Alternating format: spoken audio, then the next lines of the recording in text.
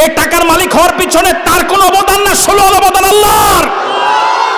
আফসারি আজীবন আফসারি থাকবে না, আশরাফি আজীবন আশরাফি থাকবে না। আমার ভাইয়েরা, এই টাকার লোভ, টাকার কারণে অহংকারী আচরণ এখন আলেম ওলামার ভিতরেও কিছুটা ঢুকছে। আরো আস্তে কর, রাগ হইতেছেন মনে হয় কথা, হ্যাঁ এভাবে বললে মনে হয় ভালো হয়। আমাদের ভিতরে ঢুকছে, তাহলে এটা আমি সহ হইয়া যায়, এখন তার কোনো ঝামেলা নাই। এই পৃথিবীতে মানুষ ধ্বংস হয়েছে, জাহান্নামী হয়েছে, জান্নাত থেকে বঞ্চিত হয়েছে, নিজেকে বাজে বানিয়েছে যে সকল কারণে, তার মাঝে একটা কারণ হলো নারী। সবাই একমত? আরেকটা কারণ হলো ক্ষমতা। আগেরটার মতো আওয়াজ হয় না, হ্যাঁ? আরেকটা কারণ হলো টাকা। আপনারা আমার সাথে একমত হন কিনা জানি না, টাকার ক্ষমতা যে পরিমাণ মানুষকে ধ্বংস করেছে, নারী যে পরিমাণ মানুষকে ধ্বংস করেছে, তার থেকে অনেক অনেক বেশি মানুষকে ধ্বংস করেছে টাকা, টাকা এবং টাকা। ক্ষমতার নাগাল তো সবাই পায় না, নারীকে ব্যবহার করার সুযোগ তো সবাই পায় না, কিন্তু টাকা কি আশরাফি বলেন, টাকার লোভ ঢুকে নাই এরকম মানুষের সংখ্যা খুবই কম। আপনাকে আমার সাথে একমত? আমরা বর্তমানে টাকার গরমে কারণের সময় যে আচরণ করেছে, আমরা এখন আয়োজকেরা আয়োজকদের সাথে, আমরা আলোচকেরা বক্তারা এখন আয়োজকদের সাথে এর থেকেও খারাপ আচরণ করি। শুধু টাকা, শুধু টাকা, শুধু টাকা।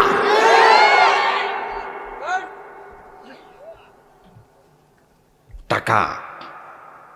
বাল তুসিরুনাল হায়াতাদ দুনিয়া ওয়াল আখিরাতু খায়রুন ওয়া আবকা।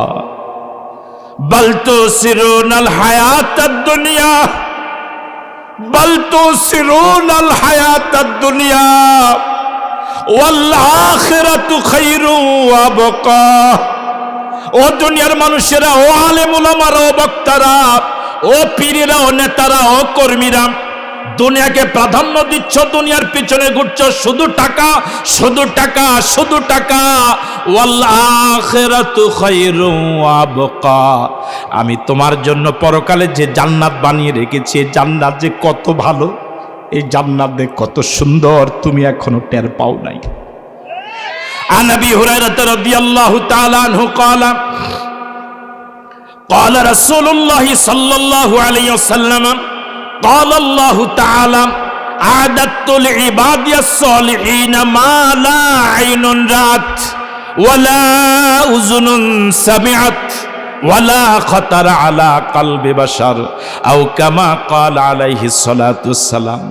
হযরত আবু হুরায়রা রাবী, আল্লাহর নবী বলেছেন, আল্লাহ রাব্বুল আলামিন বলেন, এই হাদিসকে বলা হয় হাদিসে কুদসি। আল্লাহ রাব্বুল আলামিন বলেন, আদাতুল ইবাদিয়াস সালিহিন, আমার নেককার বান্দা যারা, আল্লাহওয়ালা বান্দা যারা, দুনিয়ার পিছনে যারা ঘুরে না, টাকার গোলাম যারা হয় নাই, টাকা যে যারা লাথি মেরেছে, টাকাকে যারা ভুলে গিয়েছে, টাকার লোভ যাদের অন্তরে জায়গা পায় নাই, আমি আমার এখন নেককার বান্দা যারা, নেককার বান্দি যারা, তাদের জন্য এমন জান্নাত বানিয়ে রেখেছি। আল্লাহু আকবার বলবেন না? বানাবো না, বানানো আছে। আপনারা মাঠে নাই, বানাবো না, বানানো আছে। কে বলছেন? ওয়া মান আসদাকু মিনাল্লাহি কিলা ওয়া মান আসদাকু মিনাল্লাহি হাদিসা। আল্লাহ থেকে সত্য কথা আর কে বলতে পারে? আল্লাহু আকবার। আল্লাহ পাকের এই কথা কত পারছেন সঠিক? ওয়া মান আসদাকু মিনাল্লাহি কিলা ওয়া মান আসদাকু মিনাল্লাহি হাদিসা। ওই আল্লাহ রাব্বুল আলামিন বলেন, আদাতুল ইবাদিয়াস সালিহিন, আমি আমার নেককার বান্দার জন্য বানিয়ে রেখেছি মা লা আইনুন রাআত, এমন জান্নাত, এমন সুন্দর জান্নাত, যেমন সুন্দর মানুষ পৃথিবীতে কোনোদিন দেখে নাই। আল্লাহু আকবার বলবেন? ওয়ালা উযুনুন সামিআত, এমন সুন্দর হতে পারে কোন কান তার বয়ান শুনে নাই। আল্লাহু আকবার।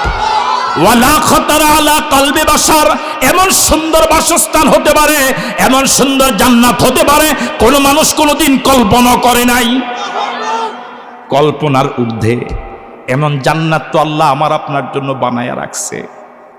টাকার পিছনে কেন ঘুরবো? টাকার পিছনে ঘুরে ঘুরে টাকার লোভ অন্তরে জায়গা দিয়ে কেন সওয়াব থেকে বঞ্চিত হয়ে নিজের জন্য পরকালের শাস্তিকে কমন করে নিলাম? আমি আপনি যদি দাওয়াতি কাজের ময়দানে ইখলাসের সাথে দাওয়াত দিতে না পারি, তাহলে বিনিময়ে সওয়াব পাওয়া যাবে কি? কথা বলেন, সওয়াব পাওয়া যাবে কি? নুরানি মাদ্রাসা রাসূলের অসংখ্য ছোট্ট ছোট্ট হাদিস মুখস্থ করানো হয়। আজকে আমার ছোট ছেলে নাজেরা পড়ে, একসাথে এসেছি কুমিল্লা পর্যন্ত।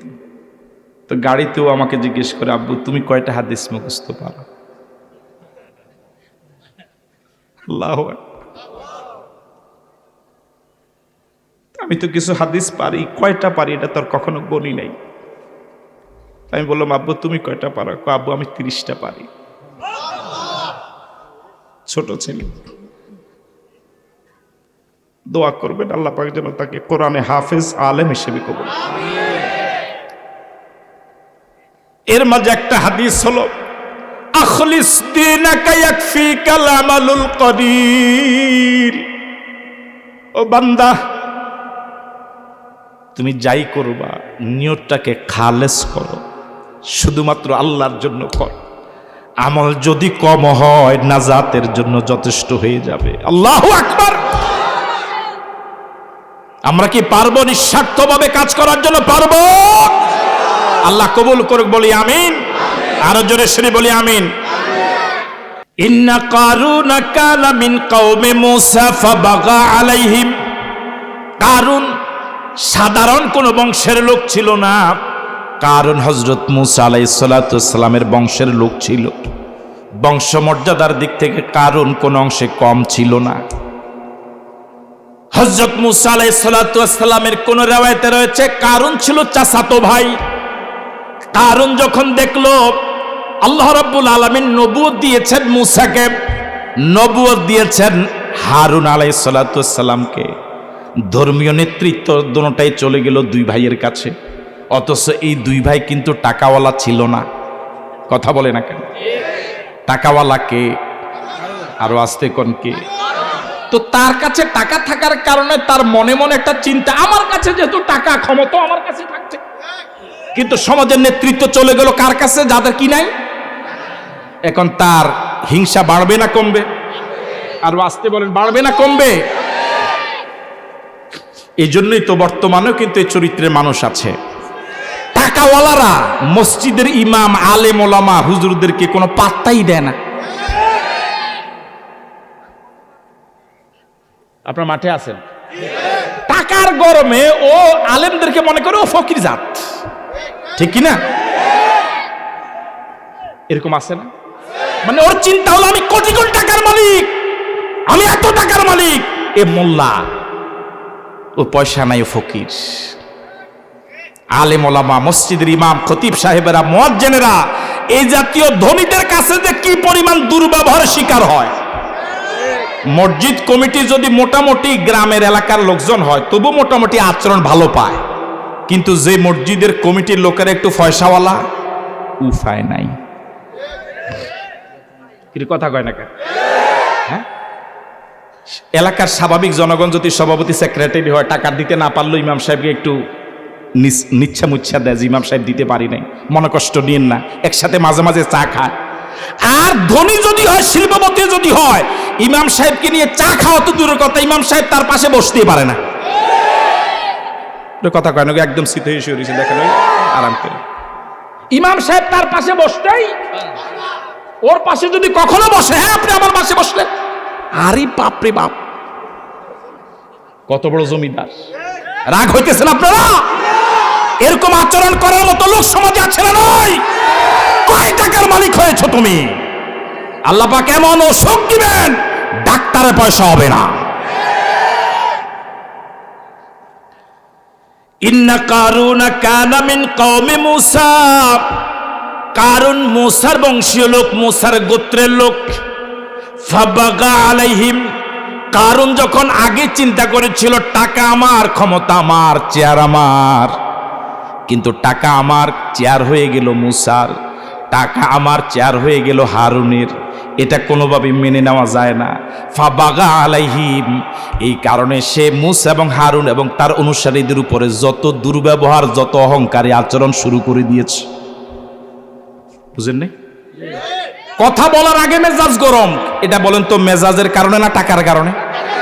আরো জোরে বলেন। টাকা এমন এক চিজ, ক্ষমতা এর গরম থাকে চেয়ারে যতক্ষণ বসা থাকে, কিন্তু টাকা পকেটে না থাকলেও, তার অ্যাকাউন্টে থাকলেও সারে। যেমন আমি এখন চেয়ারে বসা আছি, এখন এই স্টেজের ক্ষমতা কার কাছে? মনে হয় এটা অসত্য বললাম, বলেন না কার কাছে? এখন দেখেন আমার একটা ভাবই আলাদা, কথা কয় না কে? ওনাদের কোনো ভাব আছে এখানে? কেন নাই? এটা যদি আবার চেয়ার সহ ওনাদেরকে দিত তাহলে ওনাদের কি হয়ে যেত? একটু আগে কি চেয়ারে বসার আগে কি আমার এই ভাব ছিল? কতক্ষণ পরে কি আবার এই ভাব থাকবে? কেন থাকবে না? একটু আগে কেন ছিল না? ক্ষমতা ছিল। এখন চেয়ার এসেছে, মাইক এসেছে, দেখেন না ভাবি কি আলাদা, একবার এমন করি একবার এমন করি, হাত নাচাই, মানে একটা ভাব আয় আলাদা, ঠিক নয় কি? চেয়ার নাই কিন্তু টাকা পকেটে নাই, কিন্তু আপনার অ্যাকাউন্টে আছে কয়েক কোটি টাকা, আপনার সাথে কথা বলাই মুশকিল, কথা কয় না, ঠিক কিনা? আল্লাহ রাব্বুল আলামিন বলেন, ওয়া আতাইনাহু মিনাল কুনুজি মা ইন্না মাফাতিহাহু লাতানু বিল উসবাতি উলিল কুওয়া। ও দুনিয়ার মানুষেরা শোনো, কারণ সহজ শিল্পপতি নয়, সাধারণ শিল্পপতি নয়। তাকে আমি আল্লাহ এত সম্পদ দিয়েছি, এত টাকার মালিক আমি, তাকে আল্লাহ রাব্বুল আলামিন বলেন আমি তাকে বানিয়েছি, এত অঢেল সম্পদ আমি তাকে দিয়েছি। তার সম্পদগুলো রক্ষণাবেক্ষণ করার জন্য যে গোডাউন, ওই গোডাউনের যে তালা, ওই তালার যে চাবিগুলো, ওই চাবিগুলো একটা বিশাল শক্তিশালী দল, ওই দলের পক্ষেও ওই তালার চাবিগুলো বহন করা সম্ভব ছিল না। আল্লাহু আকবার বলবেন। টাকা না তালা? বুঝেন নাই? টাকা না তালা? টাকাও নয়, তালাও কি? আর জোরে বলেন কি? চাবিগুলোর এত ওজন। সুন্দর আলী এত কালো, কালো মেয়ার না জানি কত কালো, কথা কয় না কে? আমাদের দেশে কিছু লোক আছে এমন করে বেদাত, কয় আমরা হালে সুন্নাতুল জামাত, কথা কয় না কে? তো বেদাত করার পরে যদি সুন্নি হয় তাহলে আর বেদাতি কারা হবে? চাবিগুলোই যদি এত ওজনদার হয়, টাকা না জানি কত ওজন। একটা বিশাল শক্তিশালী দল, ওদের পক্ষে চাবিগুলো বহন করো। এবার কি আন্দাজ করা গেছে টাকা কি পরিমাণ হবে? এবার সে যখন অহংকারী আচরণ করে, কাউকে পাত্তা দেয় না, ছোটকে স্নেহ করে না, বড়কে সম্মান করে না, ভাবি আলাদা। যখন সে রাস্তা দিয়ে বের হয় মনে হয় যে পুরা দেশ ওর, যখন সে কথা বলে মনে হয় পুরা বিশ্ব এর। বুঝেন আপনারা? এরকম লোক তো এখনো সমাজে আছে। পৃথিবীতে কারুনের খাস মুরিদ কিন্তু এখনো কিসের গরমে? আর টাকার সাথে যদি চেয়ারের যোগ হয়, বুঝেন নাই? কারুনের শুধু কি আছে? কিন্তু কি নাই? চেয়ার আছে কার? হযরত মুসা এবং হারুন। কারুনের যদি চেয়ারও থাকতো তাহলে উপায় ছিল না। এখনকার পৃথিবীতে দেখেন না, টাকাওয়ালারা পারে না হুজুরদেরকে, আলেমদেরকে নখে, কিন্তু এই টাকাওয়ালারা যদি মসজিদের ইমামতি করারও যোগ্যতা পাইতো, উপায় ছিল না।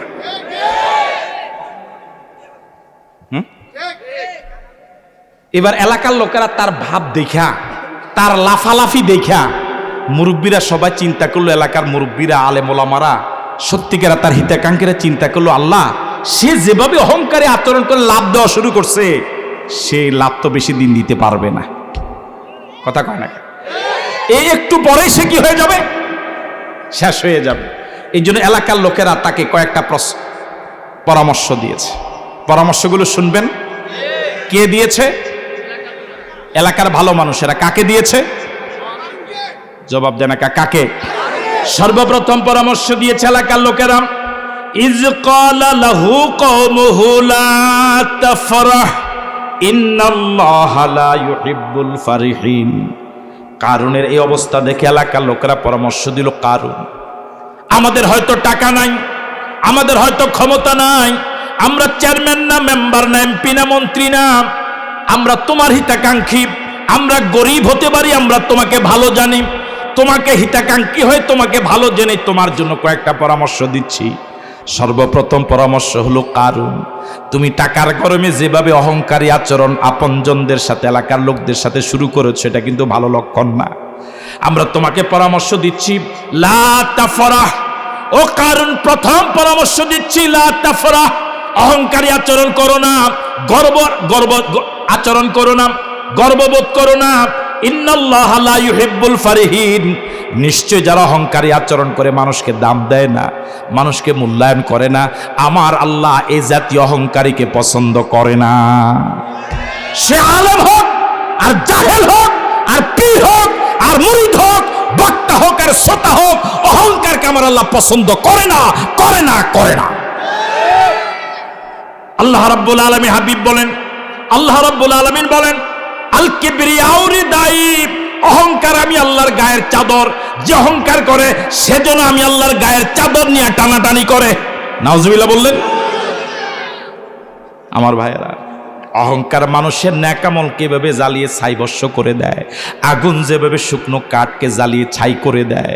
যারা পরিমাণ অহংকার যদি কার ভিতরে থাকে, গর্ববোধ যদি কারো ভিতরে থাকে, এই লোকটা জান্নাতের জন্য উপযোগী নয়, উপযোগী নয়।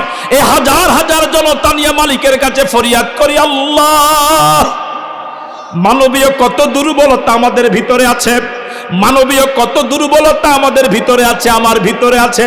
ইবলিস তো সব সময় 24 ঘন্টা আমাদেরকে ধ্বংস করার জন্য উৎপেতে বসে আছে, অস্ত্র সহ বসে আছে। অন্যতম একটা অস্ত্র হলো অহংকার। আমাকে আপনাকে ধ্বংস করার জন্য ইবলিস যতগুলো অস্ত্র ব্যবহার করে, এর মধ্যে একটা কার্যকরী অস্ত্রের নাম হলো অহংকার। আমি বড় বক্তা, ওরে কথা কয় না, ভাবি আলাদা। আমার মাহফিলে 50-60, আমার মাহফিলে যত, এটা কি কয় না, ক্যামেরা, অনেকের মাহফিলে শ্রোতা এগুলো হয়। সুবহানাল্লাহ, ও কয় সুবহানাল্লাহ। আমাকে আনতে লাগে 1 লাখ, অগ্রিম দেওয়া লাগে 50,000, আর একজন বক্তারে 5,000 টাকা দিলে সারে হে কি বক্তা। এটা কথা কেন, ঠিক কি না? আল্লাহর কাছে ফরিয়াদ করি, মালিক, মালিক, কত কষ্ট করে আসি হাজীগঞ্জ থেকে, সফরের কষ্ট, খাওয়ার কষ্ট, ঘুমের কষ্ট, কথা বলার কষ্ট। মালিক, যদি অহংকার এসে যায়, টাকার লোভ এসে যায়, পুরাটা সফর বরবাদ। আল্লাহ, তোমার কাছে ফরিয়াদ করি, তুমি আমাদেরকে অহংকার মুক্ত করে দাও। আল্লাহ, আমাদেরকে অহংকার মুক্ত করে দাও। আল্লাহ, আমাদেরকে অহংকার মুক্ত করে দাও।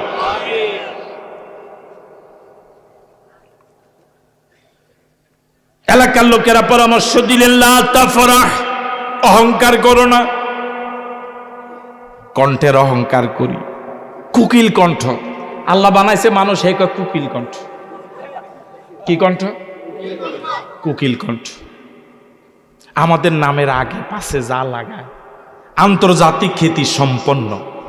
পৃথিবীর কোন দেশে গেলাম না, হয়ে গেলাম কি আন্তর্জাতিক। কোরআন মজিদের আয়াতের অনুবাদ জানি না, মুফাসসিরে কোরআন। আল্লাহ, তুমি আমাদেরকে হেফাজত করো। আল্লাহ, তুমি আমাদেরকে সহি বুঝ দাও। আল্লাহ, তুমি আমাদেরকে জান্নাতের পথে রাখো। লা তাফরাহ, অহংকার করো না। ইন্নাল্লাহা লা ইউহিব্বুল ফারিহিন। ও কারণ প্রথম পরামর্শ হলো অহংকার করবা না। আমরা তোমার হিতাকাঙ্ক্ষী, আমাদের প্রতি মনে কষ্ট দিও না। কয়টা পরামর্শ গেল? আপনার মনে চুপ হয়ে গেছেন। কয়টা পরামর্শ গেল? এই পরামর্শটা ভালো না খারাপ? কারণের জন্য এটা মানা জরুরি ছিল কিনা? এবার দ্বিতীয় পরামর্শ হলো, ওয়াবতাগি ফীমা আতাকাল্লাহু দারাল আখিরাহ। ওয়াবতাগি ফীমা আতাকাল্লাহুদ দারাল আখিরা। ও কারণ তোমাকে আমরা পরামর্শ দিচ্ছি, আল্লাহ তোমাকে অঢেল সম্পদ দিয়েছে, অনেক টাকা দিয়েছে, অনেক পয়সা দিয়েছে, তুমি দেশের শিল্পপতি মানুষ। আমরা তোমাকে পরামর্শ দিচ্ছি কারণ তুমি এই টাকাগুলো আল্লাহ বিরোধী পথে খরচ করো না, বরং আল্লাহর পথে খরচ করো। মসজিদে দাও, মাদ্রাসা দাও, এতিমকে দাও, বিধবাকে দাও, পোলকালভাট করে দাও, রাস্তা ব্রিজ করে দাও, সমাজের উপকারে কাজে লাগাও, মানুষকে সাহায্য করো, অসহায় মানুষের পাশে দাঁড়াও, এতিম মিসকিনকে দাও, ফকিরকে দাও, মানুষের পাশে দাঁড়াও। একটা মানুষ অসুস্থ, টাকার অভাবে চিকিৎসা করতে পারে না, তুমি তার সহযোগিতার জন্য হাত বাড়াও। এইভাবে যদি মানুষের সহযোগিতার পথে তুমি টাকাগুলো কাজে লাগাও, আল্লাহ রাব্বুল আলামিন বিনিময়ে তোমার জন্য জান্নাতের বাড়ি বানায়া দিবে। এলাকার লোকদের এই পরামর্শটা ভালো ছিল না খারাপ ছিল? ভালো ছিল। কয়টা পরামর্শ গেল? এই দুইটা পরামর্শের সাথে কি আপনারা একমত? এই পরামর্শটা কি আপনাদেরও? কথা বলে নাকি এই দুইটা পরামর্শ কি আপনাদেরও? ওয়ালা তানসা নাসিবাকা মিনাদ দুনিয়া।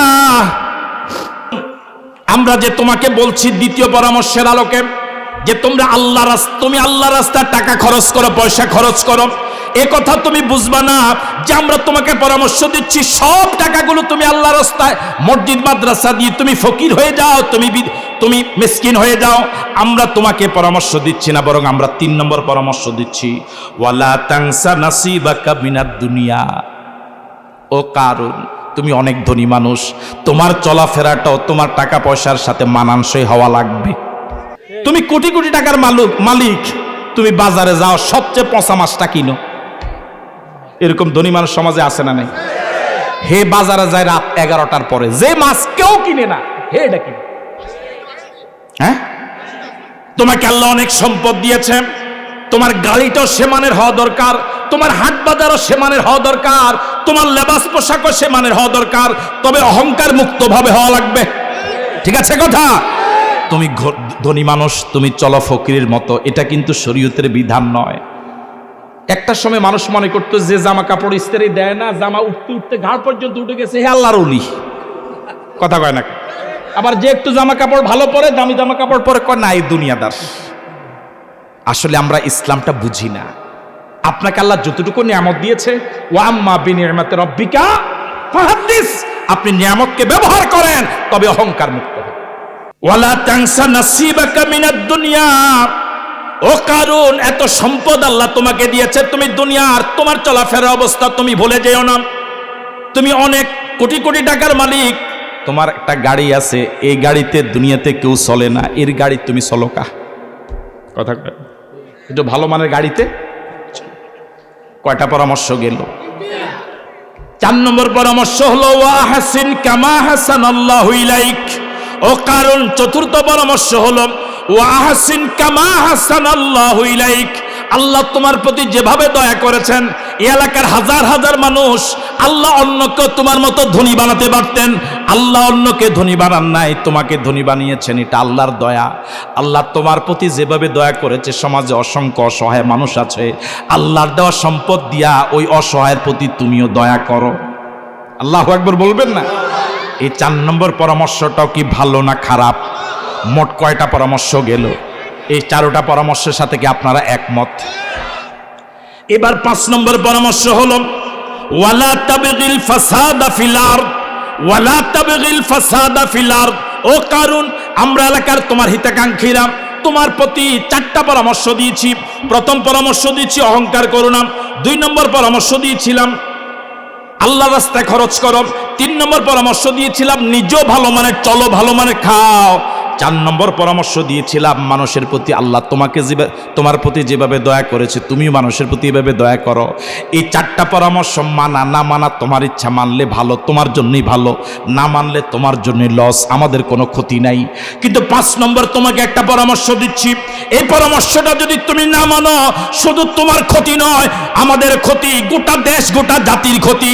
সেটা হলো ওয়ালা তাবগিল ফাসাদা ফিল আরদ। ও কারণ আগের 4টা পরামর্শ মানো আর না মানো, 5ম পরামর্শটা একটু মনোযোগ দিয়ে শোনো, ওয়ালা তাবগিল ফাসাদা ফিল আরদ। ও কারণ তোমার টাকা দিয়া তুমি সন্ত্রাসী জমিনের লালন পালন কইরো না। বুঝেন নাই মনে হয়। ফাসাদ মানে সন্ত্রাস, ফাসাদ মানে কি আরো জোরে বলেন।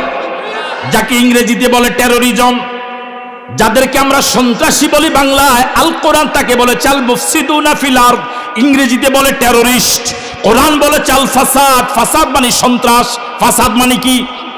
শুরুতে মনে হয় বলেছিলাম সন্ত্রাস করার জন্য টাকা লাগে, কথা কয় না? সন্ত্রাস করার জন্য, সন্ত্রাসী কার্যকলাপ করার জন্য অস্ত্র লাগে, লাগে? ও বুড়া কয় না লাগে, টাকা লাগে। এই যুবকদেরকে টাকা না দিলে এই যুবকেরা কি কারো মাথায় বাড়ি দিত? যদি কেউ তাদের জীবনে রিস্ক না নিত, তারা মাইরা যা লাগে আমি দেব। তাহলে কি এই সন্ত্রাসীরা কাউকে হত্যা করত? এই সন্ত্রাসীদেরকে যদি টাকার লোভ না দিত, সে কি কারো দোকানে আগুন দিত, কারো বাড়িতে আগুন দিত, কোন নারী ধর্ষণ করত? তাহলে গোটা পৃথিবীতে অশান্তির জন্য, সন্ত্রাসের জন্য এই অবৈধ টাকার মালিকেরা দায়ী। আপনাকে আমার সাথে একমত? কারা কারা একমত? দু হাত তুলে দেখান।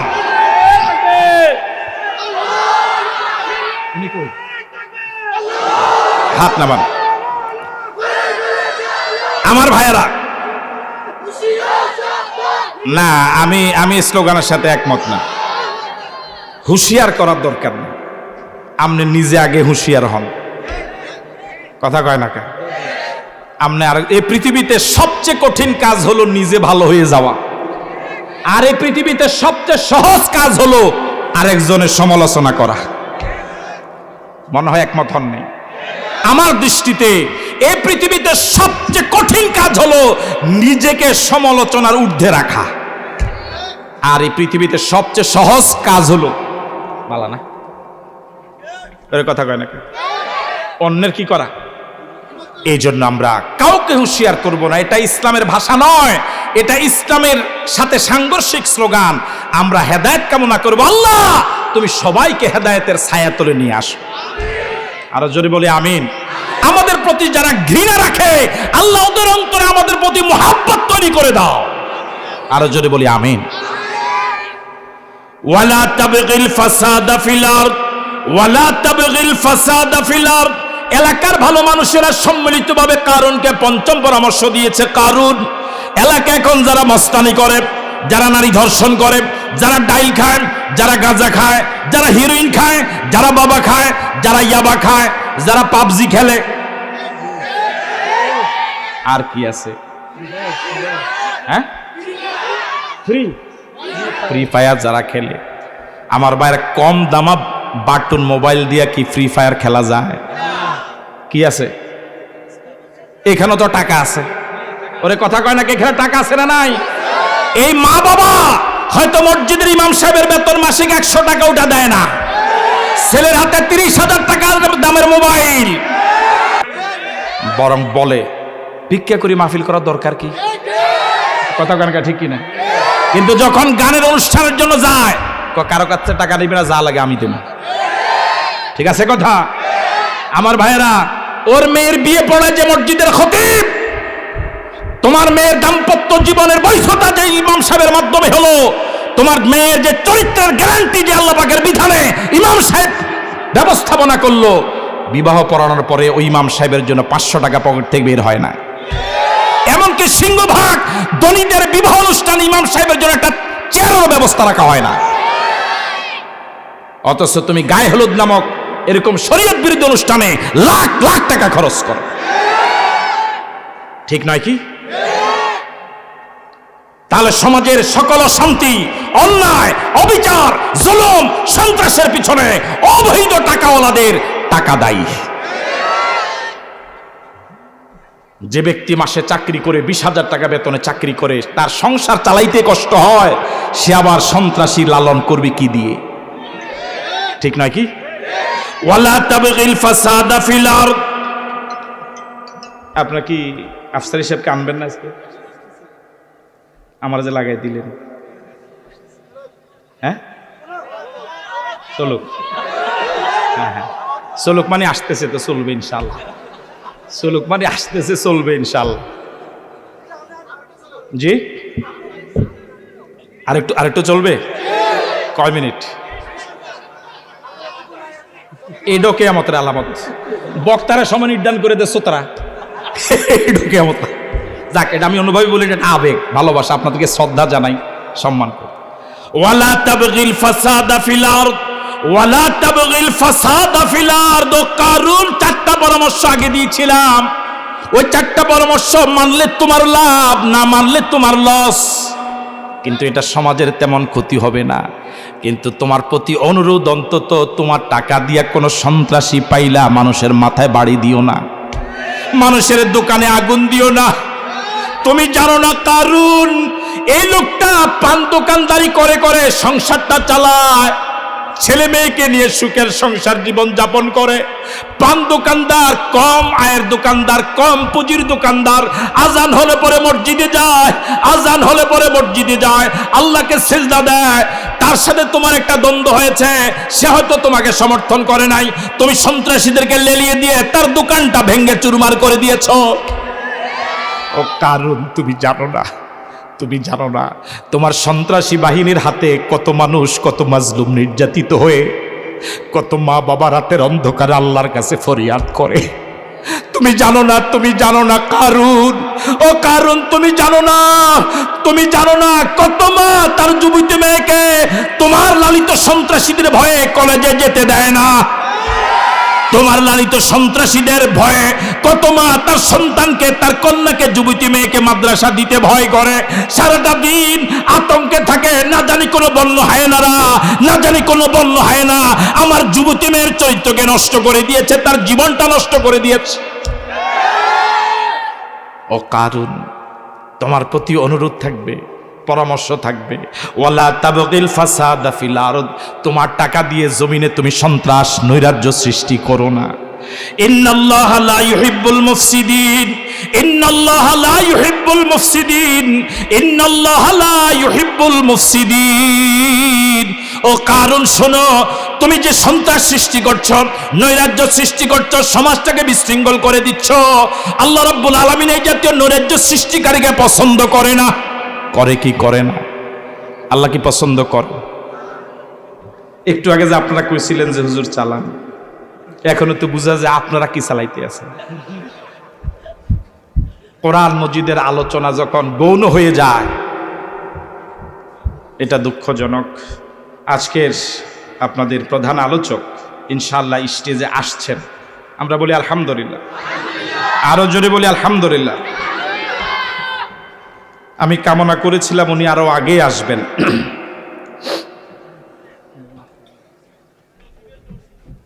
জি। قال إنما أوتيته على علم عندي، إنما أوتيته على علم عندي أولم يعلم أن الله قد هلك من قبله من القرون من هو أشد منه قوة وأكثر جمعا। এই পর্যন্ত এই আয়াত কথা বলে আমার আলোচনা শেষ। আমরা বলি আলহামদুলিল্লাহ। এবার আপনাদের কাছে আগের পড়ার একটু পড়া শুনতে চাই। এলাকার লোকেরা কারণকে যে পরামর্শ দিয়েছিল, মোট কয়টা না পরামর্শ দিয়েছিল? মাশাআল্লাহ, ছাত্র ভালো বলছে। কয়টা পরামর্শ দিয়েছিল? এর মাঝে কোন পরামর্শটা না মানলেও চলে?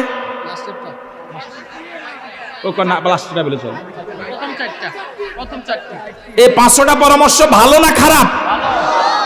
এই লোকেরা যারা পরামর্শ দিল, এরাই কি আসলে কারণের হিতাকাঙ্ক্ষী, না টাকা দিয়ে যারা কারণের কথা শুনে তারা হিতাকাঙ্ক্ষী? আবার বলি, যারা কারণের টাকা খাইয়া কারণের জন্য কি করে, স্লোগান দেয়, তারাই কি কারণের আপন লোক, না এই পরামর্শ যারা দিল তারা আপন লোক? কিন্তু কারণে বুঝতেছে কাদেরকে আপন?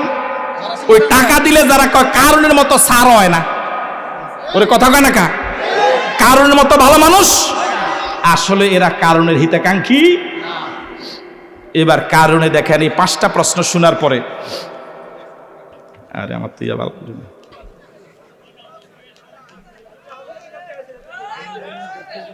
আমার ভাইয়েরা শুনবেন আর এই আয়াতের অনুবাদটা। এবার কারণে দেখেন এই ভালো মানুষদের নিজের আপনজন, ওই ব্যক্তি থেকে বোকা আর কে হতে পারে যে নিজের আপনকে পরকে এটা চিনে না? কথা কয় না কা? কারণ এবার বলে কালা ইন্নামা উতিতুহু আলা ইলমিন ইনদি ও এলাকার লোকেরা এতক্ষণ সুযোগ পাই আমার তো অনেক ওয়াজ করছে, এবার আমার কথা শোনো। তোমাদের বক্তব্য হলো আমি যে এত টাকার মালিক হয়েছি, কোটি কোটি টাকার মালিক হয়েছি, দেশের অন্যতম সেরা শিল্পপতি হয়েছি, এগুলোর পিছনে তোমাদের অবদান আছে, এগুলো আমাকে আল্লাহ দিয়েছে। তোমাদের এই কথা সঠিক নয়, এগুলো আমার জ্ঞান বুদ্ধিতে, আমার চাকরি বাকরি দিয়া, আমার ব্যবসা বাণিজ্য দিয়া, আমার যোগ্যতা বলে আমি অর্জন করেছি। নাউজুবিল্লাহ বললেন? আরো জোরে বলেন না নাউজুবিল্লাহ। তার এই কথা কত পার্সেন্ট সঠিক? সঠিক না ভুল? তাকে টাকার মালিক কে বানিয়েছেন? এই টাকার মালিক হওয়ার পিছনে তার কোনো অবদান না, 16 অবদান আল্লাহর। কোন বক্তা যদি চিন্তা করে আমার গন্টবালা, আমি জনপ্রিয়, আমি ভাইরাস, আমি কি না না ভুল কইছি, ভাইরাল, আমি কি ভাইরাল, আমাকে পর্যায়ে আসার পিছনে ইসলামী আন্দোলনে কোনো অবদান নাই, একামতে দিনের কর্মীদের কোনো রক্ত ঘাম নাই, কোনো শ্রম নাই, আমার আল্লাহর কোনো অবদান নাই, তার মতো নিমক হারাম সমাজ আর একজন নয়। তোমাকে কে চিনতো? আমি আশরাফিকে কে চিনতো? আমার মতো কত আশরাফি এখানে বসা, আমাকে পড়াতে পারবে এরকম এখানে অসংখ্য আল্লাহর বান্দা বসা। এই চেয়ার আমি পাই নাই, আজ এই চেয়ার পেয়ে ভাইরাল হয়ে তুমি ইসলামী আন্দোলনকে ভুলে যাও, তুমি ইসলামী আন্দোলনের সাথে গাদ্দারি করো।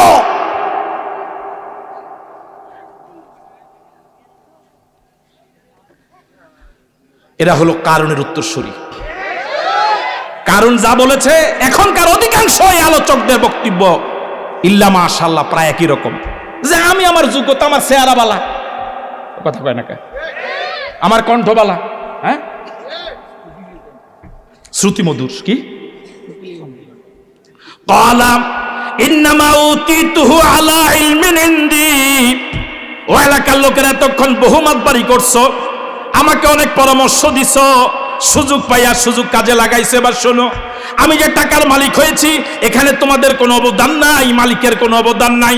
আমি ব্যবসা করেছি, আমি ওয়াজ করেছি, আমি টাকা নিয়েছি, এখানে তোমার কি? কথা কয় না। এবার আল্লাহ পাক তার এই কথাটাকে আসলে সহ্য করার মতো, ওরে কথা কয় না কা, কারণ যে কথাটা বললো, জবাবে যা বললো, এই কথাটাকে আসলে সহ্য করার মতো আল্লাহ পাক কি জবাব দেওয়া দরকার? কথা বলে না, জবাব দেওয়া দরকার। আল্লাহ পাক এবার জবাব দিচ্ছেন, একটা থ্রেড দিচ্ছেন আল্লাহ পাক। কাকে? শুধু কি কারণ না, কারণের ফরের মুরিদরেও এই চরিত্র যার লগে মিলবে, কথা কয় না কা। কালাম আল্লাহ পাক বলেন আওয়ালাম ইয়ালাম, ও দুনিয়ার মানুষেরা, যে কারণ অহংকারী আচরণ এখনো ছাড়ে নাই, এলাকার লোকেরা এত সুন্দর পরামর্শ দেওয়ার পরও তাদের পরামর্শ রিসিভ করে নাই, সে কি জানে না? কে বলছে? থ্রেড দিচ্ছেন কে?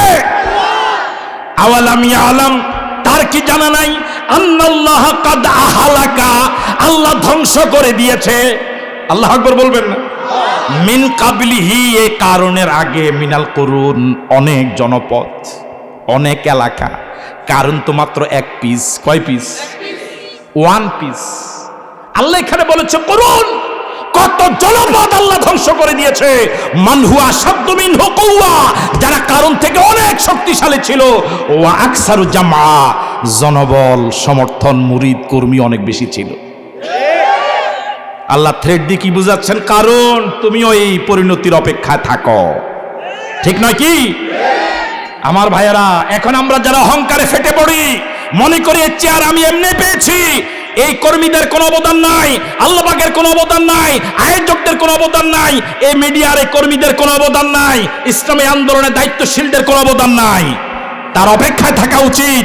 আওয়ালাম ইয়ালাম, এক সময় কত কণ্ঠে ভাবে গর্জে উঠেছে, ওই কণ্ঠের এখন খবরও কেউ রাখে না। আমাদের জন্য এই পরিণতি অপেক্ষা করছে। আফসারি আজীবন আফসারি থাকবে না, আশরাফি আজীবন আশরাফি থাকবে না, আজীবন আশরাফির কথাও আজ মানুষ শুনবে না। এই জন্য আসুন সময় থাকতে ভালো হয়ে যায়, নিরহংকার হয়ে যায়, আয়োজকদেরকে মূল্যায়ন করি, টাকার পিছনে না ঘুরি, টাকার অহংকার না করি, কণ্ঠের অহংকার না করি, পদমর্যাদার অহংকার না করি। আল্লাহ আমাদেরকে, আয়োজকদেরকে, শ্রোতাদেরকে, সকলকে তুমি দুনিয়া লুভি না বানাইয়া জান্নাতের লুভি বানাও। আরো জোরে বলি আমিন। আমার কথায় রাগ করেন নাই তো? এই জবাবে বুঝা যায় কিছু রাগ করছে, রাগ করেন নাই তো? আমি যা বুঝেছি তাই বলেছি। আমার বুঝটা ভুলও হতে পারে, এটা আমার নিজস্ব বুঝ। আমি যা পড়েছি কোরআন থেকে সেটা আমি আপনাদের কাছে, আপনাদেরকে সাথে নিয়ে শেয়ার করেছি। আমি যদি ভুল বলে থাকি আল্লাহ তুমি আমাকে মাফ করে দিও, আর যদি কথাগুলো সঠিক বলে থাকি আল্লাহ আমাকে আগে আমল করার তৌফিক দিও। আল্লাহ আমার এই প্রিয় বন্ধুদেরকে আমল করার তৌফিক দিও। আমরা দেশের জন্য দোয়া করি, আল্লাহ আল্লাহ আমাদের প্রিয় দেশকে তুমি শান্তিময় করে দাও। আল্লাহ সব অশান্তি তুমি দূর করে দাও। আল্লাহ আমাদের প্রিয় দেশের স্বাধীনতাকে তুমি হেফাজত করো। স্বাধীনতার বিরুদ্ধে সব ষড়যন্ত্র নস্যাৎ করে দাও। ৭১ সনে স্বাধীনতার জন্য যারা জীবন দিলেন, জাতির সূর্য সন্তান বীর মুক্তিযোদ্ধা, ঈমান নিয়ে যারা কবর গেলেন, শহীদ হিসেবে কবুল করে নাও। এখনো যে সকল বীর মুক্তিযোদ্ধা জীবিত আছে দ্বীনের জন্য কবুল করে নাও। আল্লাহ আমাদের দেশের সেনাবাহিনী, এদেশের বিজিবি, এদেশের র্যাব, এদেশের পুলিশ ভাইদের প্রতি তুমি খাস রহমত নাজিল করো। আজকে যত মুরব্বী এসেছে আল্লাহ হায়াতে বরকত দাও, যত ওলামায়ে কেরাম আসে ইজ্জত বাড়িয়ে দাও, যত যুবক এসেছে আল্লাহ মুজাহিদ বানিয়ে দাও, আল্লাহ মুজাহিদ বানিয়ে দাও। ব্যবসায়ীদেরকে ব্যবসায় তারাক্কি দিয়ে দাও। এলাকার মা বোনদের জীবনের গুনাহগুলো মাফ করে দাও। আল্লাহ এই মিডিয়ার যারা এসেছে যুবক বন্ধুরা, আল্লাহ ইখলাসের সাথে প্রচার করে সওয়াবের ভাগীদার তাদেরকে বানায়া দাও। আজকের প্রধান মেহমান আপনাদের হৃদয়ের মানুষ, এদেশে তৌহিদি জনতার হৃদয়ের স্পন্দন, বন্ধুবর আলহাজ হজরত মাওলানা মুহাদ্দিস রফিকুল্লাহ আফসারী, উনি এসেছেন। ওনার গুরুত্বপূর্ণ, অত্যন্ত চমৎকার, রসাত্মক, বিনোদনমূলক কথাগুলো শুনবেন, দেখবেন আমার আলোচনা ভুলে যাবেন। কথা বুঝেননি? উনি এমন মজা আপনাদেরকে দিবে, আমার আলোচনা তখন আর মজা লাগবে। তাই জন্য ওনার বিনোদনমূলক রসাত্মক আলোচনা শুনে আখিরি মোনাজাত করে বিদায় নেবেন, এই আহ্বান রেখে আয়োজকদেরকে ধন্যবাদ, আপনাদেরকে মোবারকবাদ জানিয়ে আমি বিদায় নিচ্ছি। আমার জন্য একটু দোয়া করবেন, আল্লাহ পাক যেন দ্বীনের জন্য ইখলাসের সাথে কথা বলার তৌফিক দান করে। হাযা মা ইনদি ওয়াল ইলমু ইনদাল্লাহ আলাইহি তাওয়াক্কালতু ওয়া ইলাইহি উনীব। আসসালামু আলাইকুম ওয়া রাহমাতুল্লাহি ওয়া বারাকাতুহু।